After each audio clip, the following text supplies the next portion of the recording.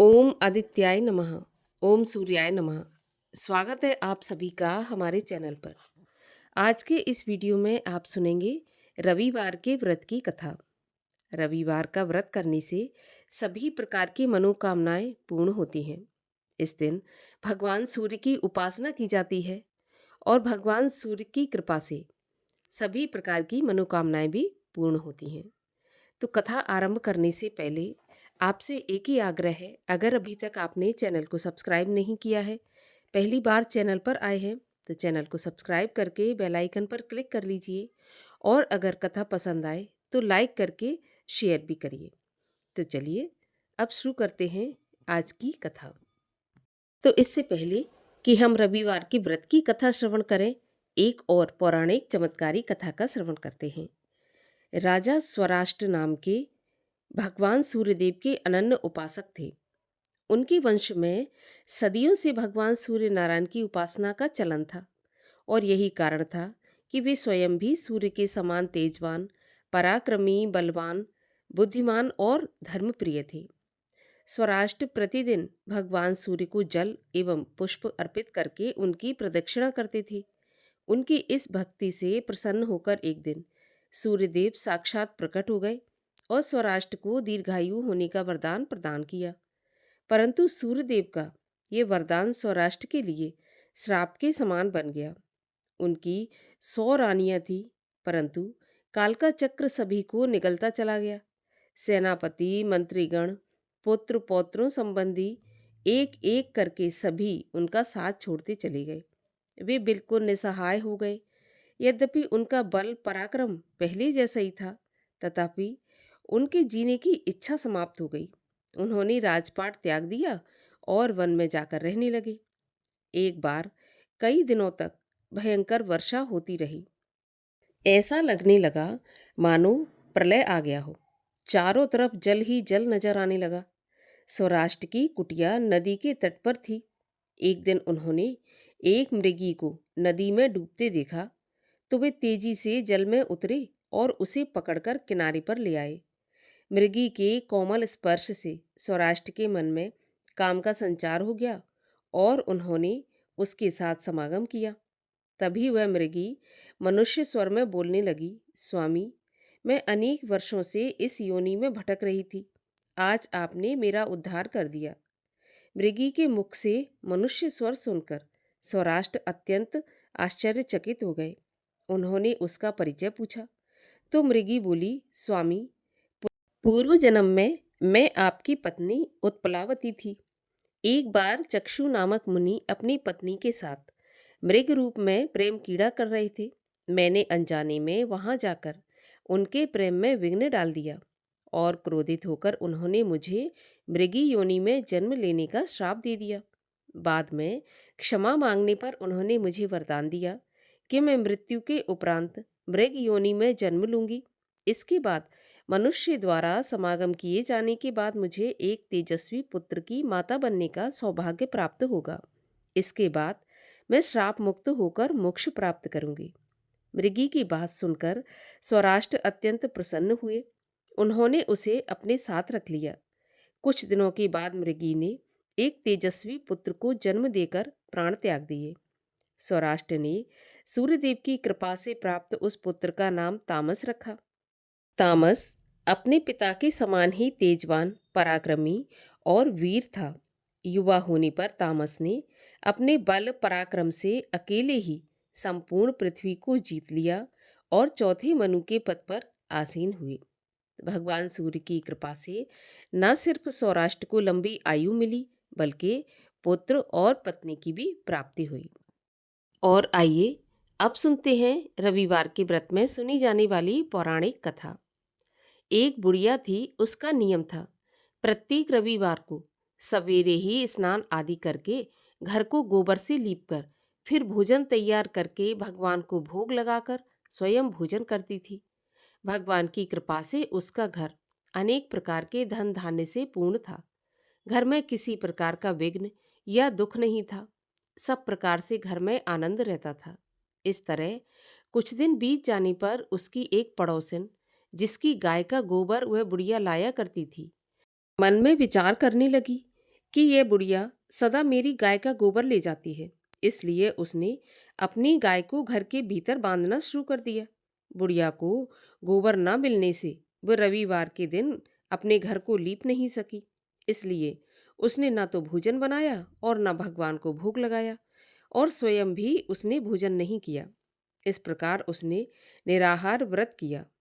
अब भूखे ही उसे रात्रि हो गई और वह भूखी सो गई। रात्रि में भगवान ने उसे स्वप्न दिया और भोजन ना बनाने तथा भोग ना लगाने का कारण पूछा। तो बुढ़िया ने कहा, प्रभु, आज मुझे गोबर नहीं मिला, क्योंकि जिस गाय का गोबर मैं लेती थी उस पड़ोसन ने अपनी गाय को अंदर बांध लिया, जिससे मैं गोबर नहीं ला सकी और ना ही घर लीप सकी। इसीलिए मैंने ना तो भोजन बनाया और ना आपका भोग लगाया।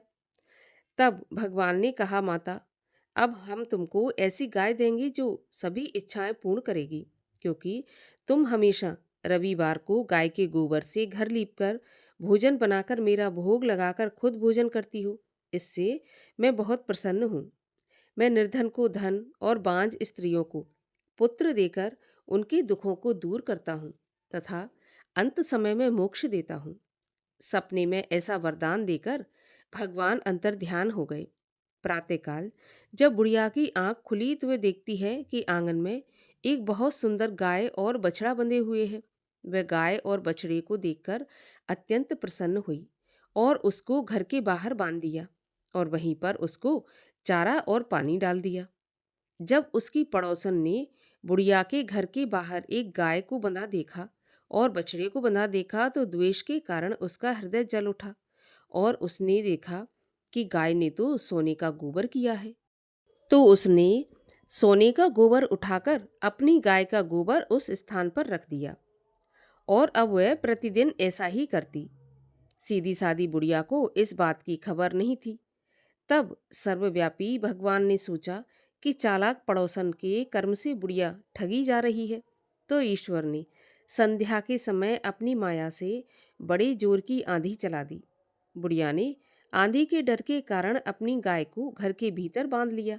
प्रातःकाल जब बुढ़िया ने देखा कि गाय ने तो सोने का गोबर दिया है, तो उसके आश्चर्य की सीमा नहीं रही और अब वह प्रतिदिन गाय को घर के भीतर बांधने लगी।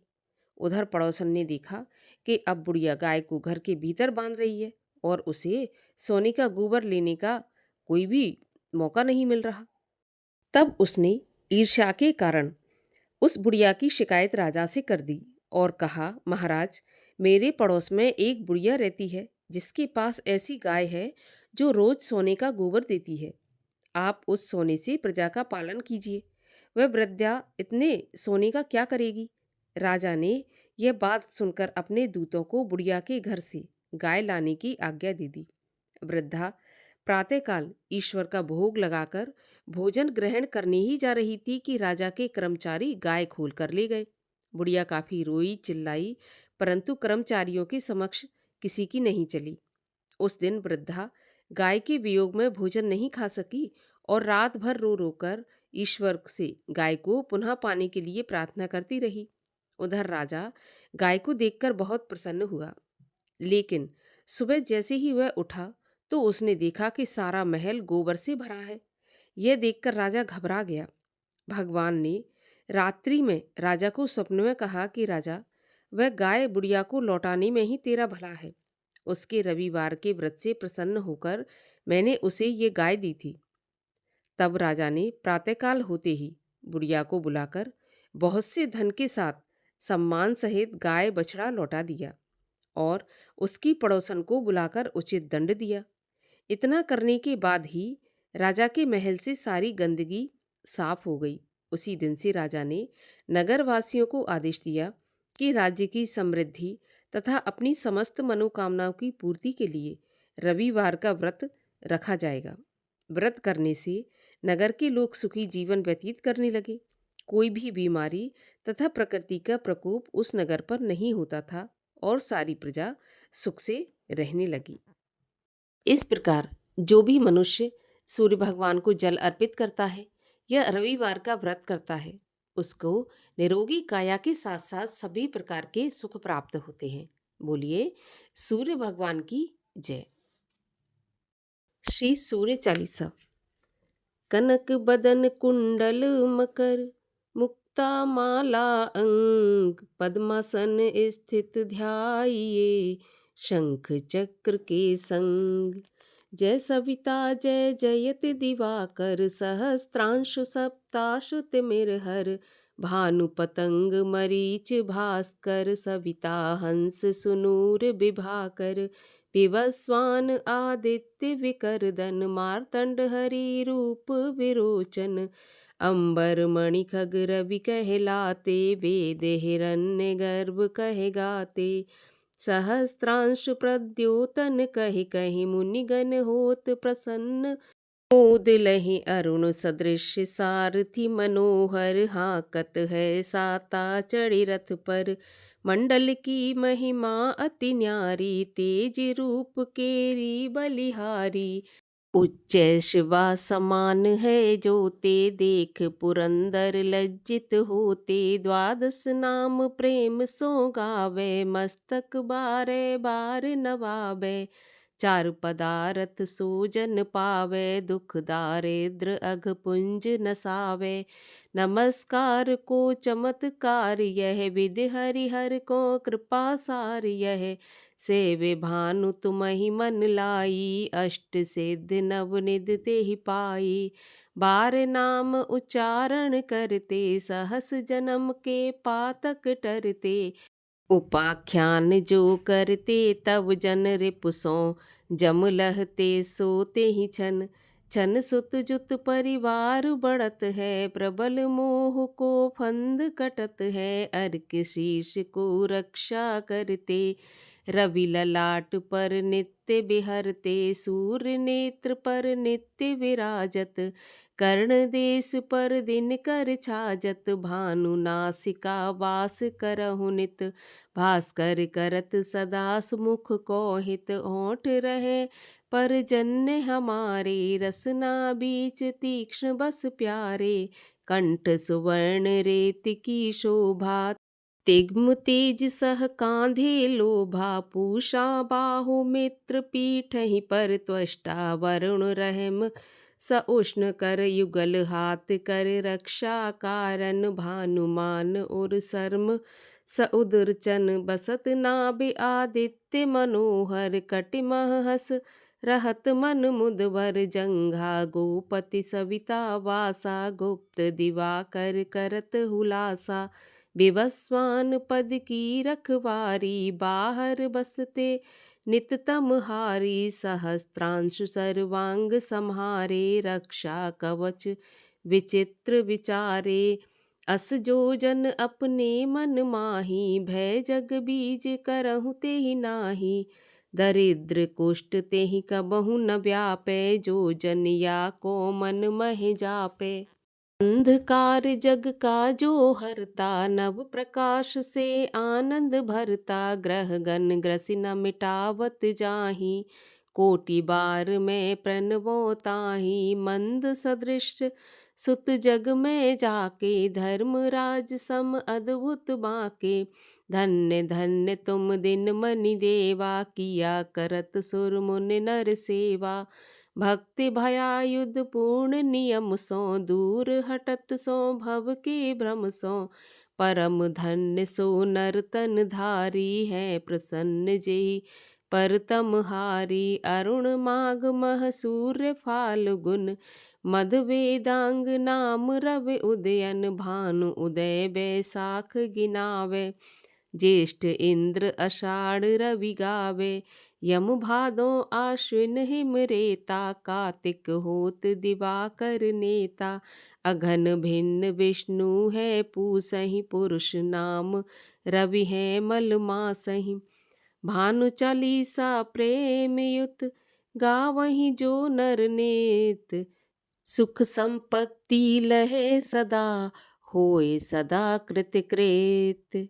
बोलिए सूर्य भगवान की जय।